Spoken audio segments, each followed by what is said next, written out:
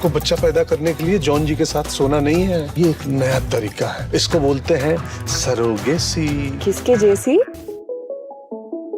तो आइडिया ये था कि इसी सेंसिटिव और इमोशनल सब्जेक्ट को किस तरह से ह्यूमरसली हम प्रेजेंट करें। जब मैंने वो सीन्स किए, जब मैंने वो फिल्म पूरी कंप्लीट की, तो मुझे एक लग रहा था कि मैं कैसा भी रोल अभी अटेम्प्ट कर सकती हूँ, मुझे कोई डर नहीं है। सब माँ ही होती है जिसका प्यार इतना ज़्यादा सेल्फलेस होता है कि वो कुछ भी कर सकती है। Thank you, I am so happy. अब हमें भी हैप्पी करो। लेकिन 20 लाख मिल रहे हैं, 20 लाख गुड वन। पैसे मिल रहे हैं, इतने सारे पैसे एक साथ देखे कभी? मेरा बस चले ना तो मैं भी पाल लूं। और पैदा कहाँ से करोगे? पीछे से? हेलो दोस्तों, लोकमत में आप सभी का स्वागत है। मैं हूं प्रतीक्षा कुकरेती आपके साथ। तो दोस्तों, 30 जुलाई को हम सभी को खुशखबरी मिलने वाली थी, लेकिन क्या करें कि मिमी ने हमें 4 दिन पहले वो खुशखबरी दे दी। डिलीवरी जो है थोड़ी जल्दी हो गई, पर क्या है ना, अगर खुशखबरी जल्दी मिलती है ना तो दिल में बड़ा आनंद हो जाता है। क्यों मैंने सही कहा? मिमी की पूरा परिवार इस वक्त मेरे साथ है। मिमी साथ में है, कृति सैनन साथ में है और है फिल्म के डायरेक्टर लक्ष्मण उतेकर। सबसे पहले आप सभी का बहुत बहुत स्वागत है लोकमत में। Thank you so much. और बिल्कुल सही कहा। बहुत ज्यादा मैं एक बात बोलना चाहूंगी कि बहुत सारी बधाइयां आप सभी को, क्योंकि ट्रेलर ने तो धमाका कर ही दिया था। और मैं बोलना चाहूंगी, मेरे को ट्रेलर देख के लगा कि मैं स्टोरी को थोड़ा एक्सपेक्ट कर रही थी कि ऐसी होगी, बट फिल्म देखने के बाद ना मेरा पूरा परसेप्शन चेंज हो गया। तो आप सभी को बहुत बहुत ढेरों शुभकामनाएं, बहुत सारी बधाइयां। बहुत मजेदार फिल्म, बहुत मजेदार। Thank you so much. और ये जो आपने बात बोली है, ये एक लौता नेगेटिव पॉइंट जो आ रहा था ट्रेलर को, अरे पूरी कहानी बता दी and all. So this is actually the answer to all those people. बिल्कुल नहीं था। कृति, मैं आपसे शुरुआत करूंगी, और ये मैं इसलिए नहीं कह रही क्योंकि मैं आपका इंटरव्यू कर रही हूँ। फिल्म के डायरेक्टर मेरे सामने मौजूद है, मगर यू नेल्ड इट। मैं जब स्क्रीन पे आपको देख रही थी, मुझे बरेली की बर्फी की वो लड़की याद आई जो कानपुर में ए लपड़ मारूंगी ऐसे करूंगी। और जब स्क्रीन पे आई, जब मैंने मिमी देखी तो ए पैसे दे दी पैसे, तो मतलब ट्रांसफॉर्मेशन। और मैं आपको झूठ नहीं बोलूंगी, पंकज जी के लिए मैंने फिल्म ज्यादा देखी थी, मुझे बहुत पसंद है, लेकिन पूरी फिल्म में मैं आपसे नजर नहीं हटा पाई। बहुत उम्दा एक्टिंग, बहुत शानदार।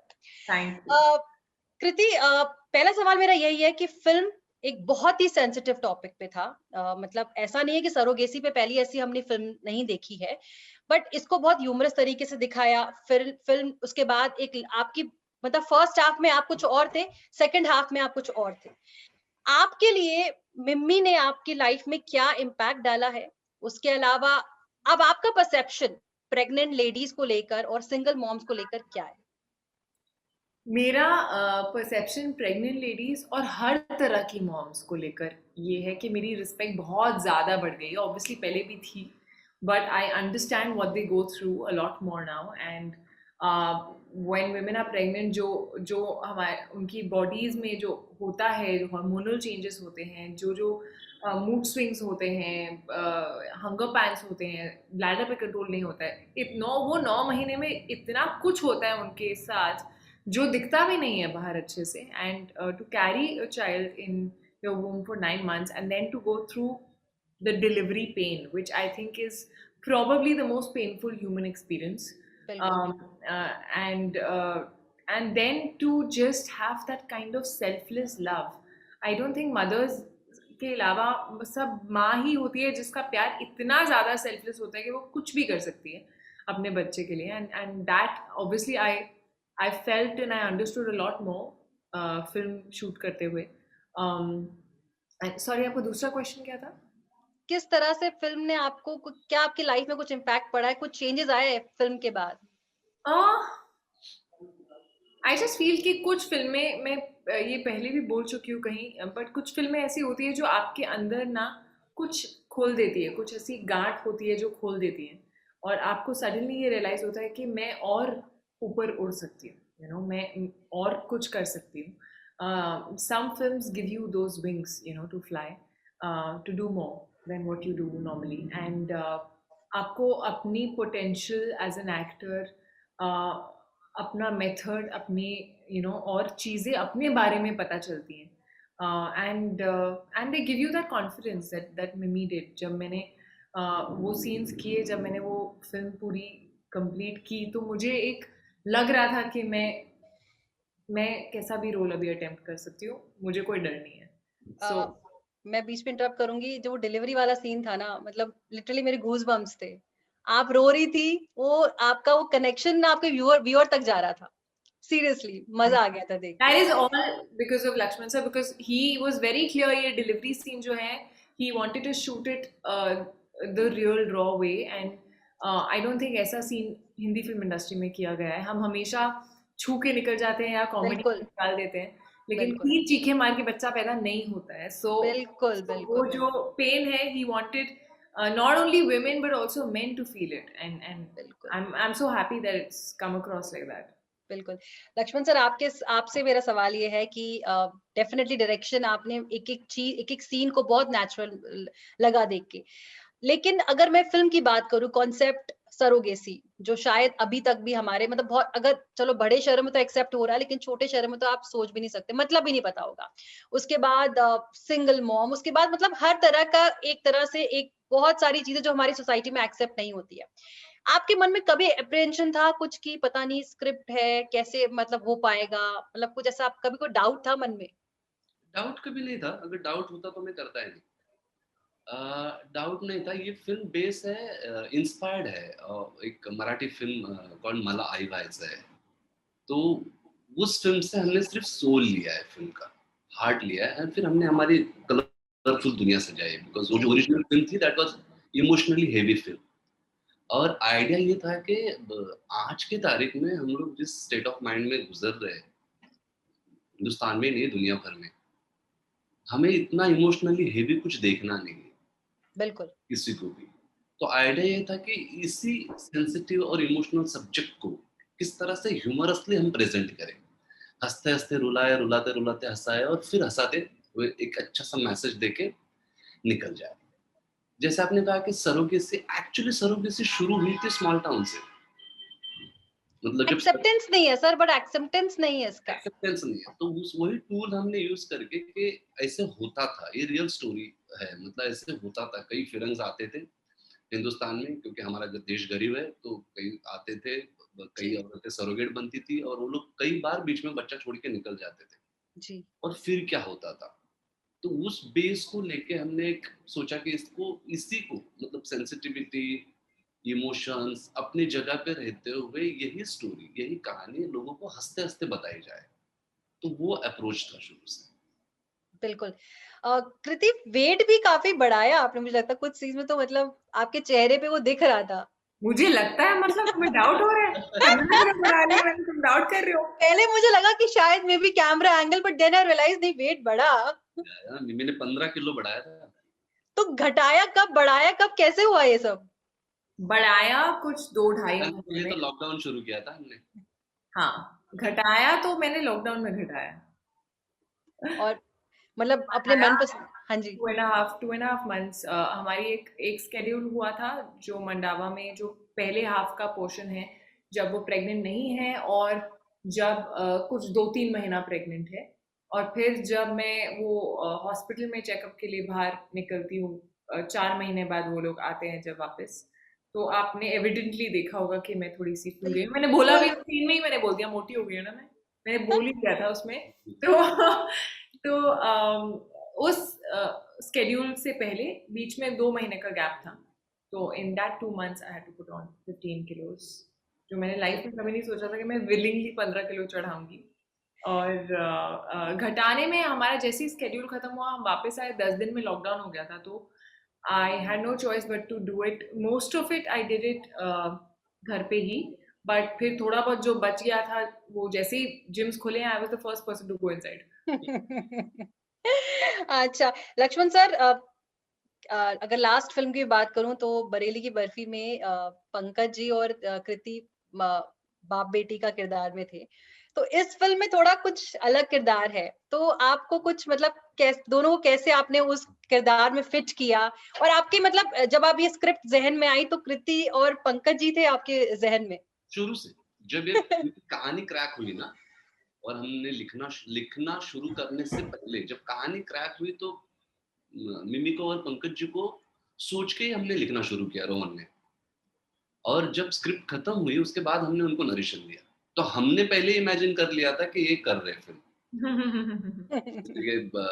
आज स्पेशली क्या होता है, जैसे कि जिस तरह का मिमी का और भानु का, मैंने पंकज जी का जो प्योर ह्यूमन रिलेशनशिप है वो दिखाने के लिए या फिर वो उस तरह का रिलेशनशिप एक्सप्रेस करने के लिए, एग्जीक्यूट करने के लिए उतने ही डेप्थ वाले लोग चाहिए होते हैं, जो कि पंकज जी भी है और मिमी खुद भी है। बिल्कुल तो बिल्कुल, उनका अगर फिल्म में आप रिलेशनशिप देखो तो इतना प्योर बॉन्डिंग है उनका। बहुत ज्यादा। तो वो और इस तरह के रिलेशनशिप मेरे ख्याल से बहुत ही फ्रेजाइल होते हैं और हमें बहुत कम देखने को मिलते हैं।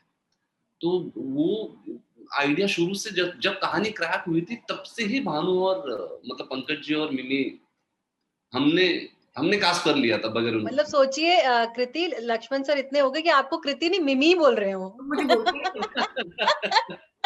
पंकज जी और मिमी। अभी जब तक मिमी बिल्कुल। वैसे मिमी का मतलब क्या है? कुछ कुछ पता है? मेरे को तो समझ में नहीं आया। व्हाट इज मिमी, लाइक क्या मतलब है? मतलब नहीं है, गुड्डू का मतलब क्या होता है नहीं पता ना। कुछ कुछ बच्चे अपनी माँ को मिमी बोलते हैं। मैं अपनी मम्मी को मिमी बोलती हूँ। एग्जैक्टली मुझे लगा शायद वही है, बट आपने मेरा डाउट क्लियर कर दिया। बिल्कुल।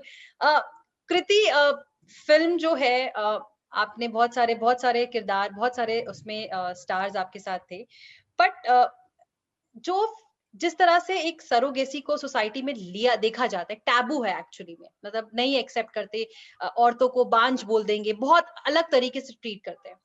आपको लगता है कि आप ये इस फिल्म के बाद शायद कहीं ना कहीं एक्सेप्टेंस आए लोगों में, जो मदर्स जो नहीं माँ बन पा रही हैं, क्या उनके लिए एक पॉजिटिव होप है?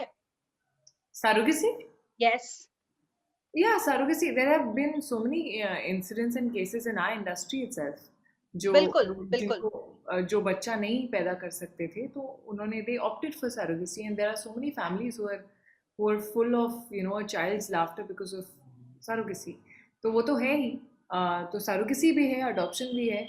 हमने दोनों चीजें आपको दिखा दी इस तरह से। तो दोनों option दे दिए, कुछ भी कर सकते हैं आप। But I feel like yeah, it is it's a great deed to give someone a child who can't have it themselves. मतलब माँ बनने के लिए ममता चाहिए, डजंट मीन कि आप उसे डिलीवर कर रहे हैं या आप उसे अडॉप्ट कर रहे हैं। बिल्कुल बिल्कुल बिल्कुल। लक्ष्मण सर, मैं अभी ट्विटर पे ही पढ़ रही थी, बहुत जगह लोगों ने ये बोला कि अगर ये फिल्म हॉल पे रिलीज होती, क्योंकि फिल्म सच में बहुत अच्छा रिस्पॉन्स मिला व्यूअर्स का, तो शायद नंबर्स कुछ ज्यादा होते या कुछ बॉक्स ऑफिस में ज्यादा इफेक्ट पड़ता।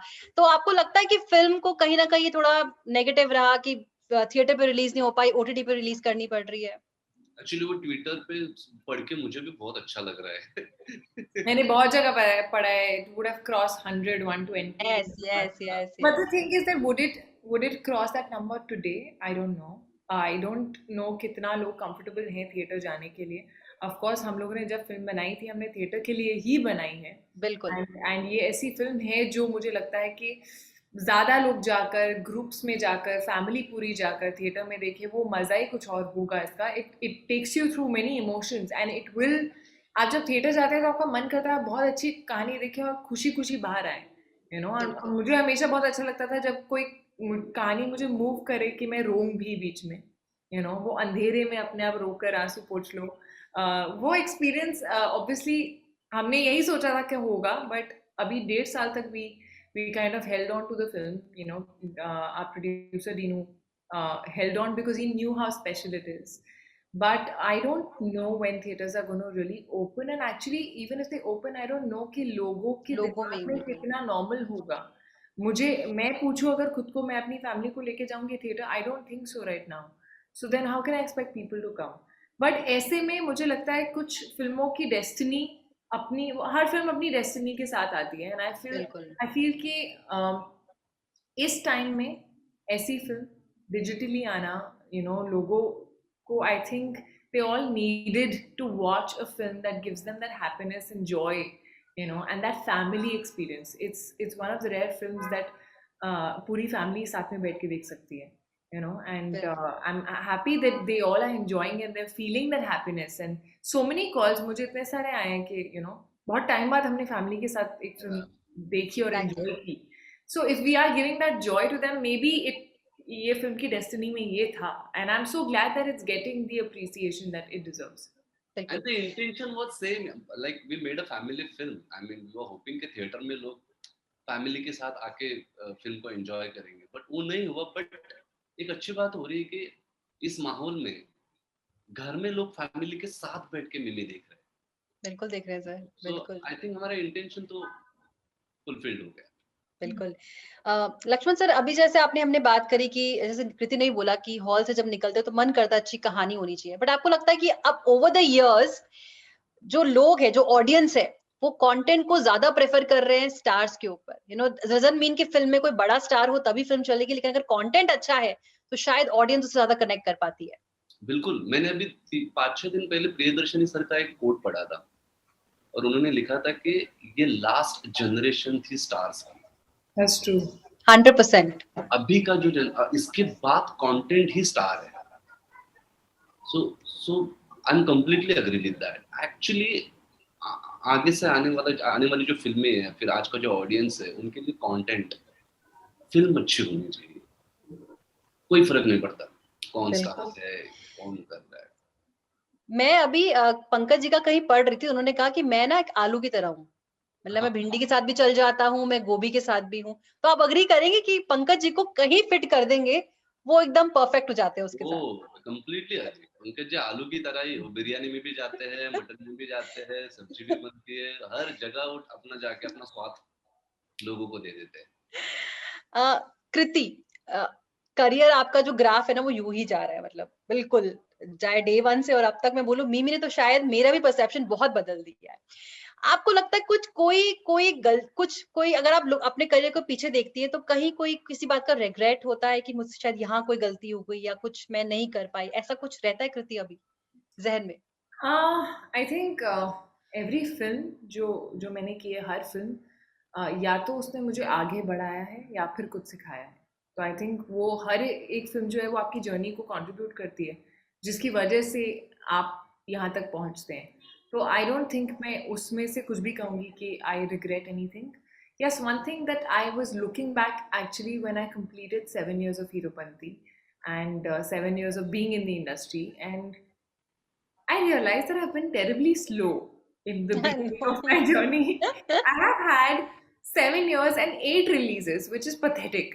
So I think I mean मेरी बहुत सारी अभी lined up है. That's a different thing, which I'm learning from my mistakes. But I think in the beginning ये भी होता है when you don't come from a film background तो आपके पास options ही थोड़े होते हैं.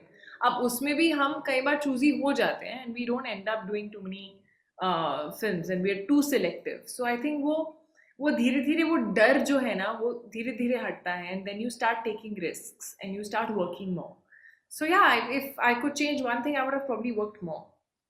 But Kriti don't you think कि आपके व्यूअर्स आपके फैंस आपको आपके हर एक किरदार के लिए आपको प्यार करते हैं चाहे वो आपका बरेली की बर्फी में था या आप हीरोपंती की बात करें चाहे आप मैं तो दिलवाले मतलब कोई फिल्म ले लीजिए आपको लगता है कि हर किसी कोई ना कोई आपका किरदार सबको इतना कनेक्टेड फील करता है? That's true, and that is the attempt कि आपका हर कैरेक्टर जो है वो कहीं ना कहीं रिलेटेबल रहे लोगों के लिए and अपनी एक पहचान उसकी हो and that is the attempt.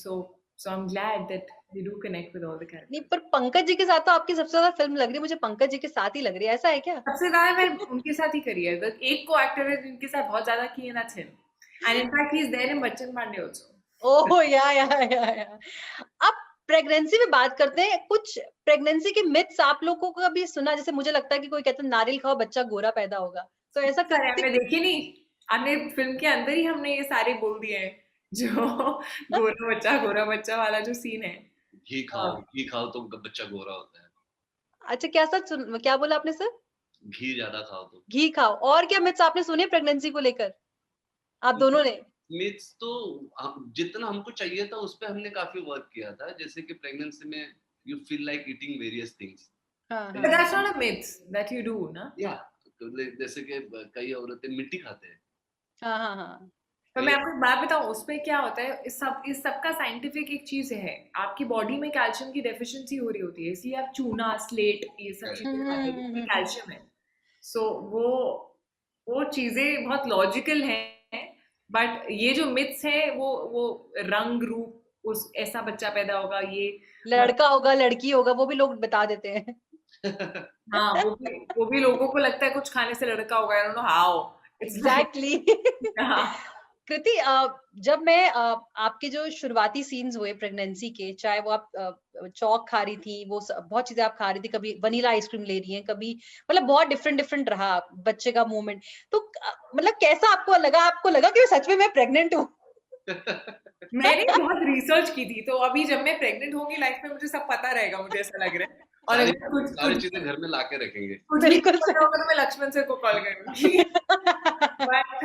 But हाँ, I was kind of realising कि कितनी सारी चीजें होती हैं, वो सीन है जहाँ पे उल्टी लग रहा है कि उल्टी आ रही है, एग्जैक्टली फिर आती है, फिर तो सो दैट, और वो बहुत कुछ खा रही है, then we try to show a lot of things in one, that round trolley shot, कभी रो रही है, कभी हंस रही है, उसको समझ में नहीं आ रहा क्यों हंस रही है खुद ही, और अलग अलग चीजें खा रही है, तो मेरे सामने वो प्लेट में उन्होंने पता नहीं 10 चीजें रख दी थी, and I was making weird combinations like banana with some chips, and मतलब मैं बहुत अजीबोगरीब कॉम्बिनेशंस खा रही थी, एंड सारा टाइम नींद आती है, और जब रात को सो रहे हो तो पोजीशन समझ में नहीं आती है, so that was a very interesting fun montage song that we all did. मुझे बहुत मजा आया था वो करते हुए। एग्जैक्टली। अब मैं आपको कृति कुछ मिमी, मतलब बेसिकली मिमी को रिएक्ट करना है अति संस्कारी आंटीज के कुछ बातों पे। 5 ऐसी बातें हैं जो अति संस्कारी आंटीज जो आजकल की लड़कियों को बोलती हैं। आप लक्ष्मण सर की हेल्प ले सकते हैं, लेकिन आप मिमी के नजरिए से इसको आपको रिएक्ट करना है। Okay. तो मैं शुरू कर रही हूँ। अरे शादी को 1 साल हो गए, गुड न्यूज कब दे रही हो? अपने बेटे को पूछो। अपने बेटे को पूछो, करे तो।